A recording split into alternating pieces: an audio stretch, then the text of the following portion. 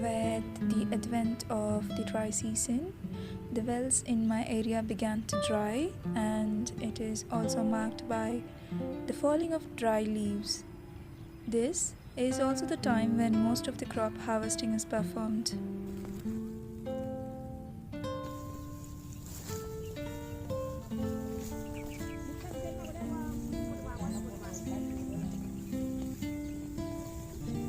I set out to start my observations in this groundnut field that joins some of the paddy fields on one side and a cucumber field on the other side. These fields are separated by a few coconut trees and some teak trees.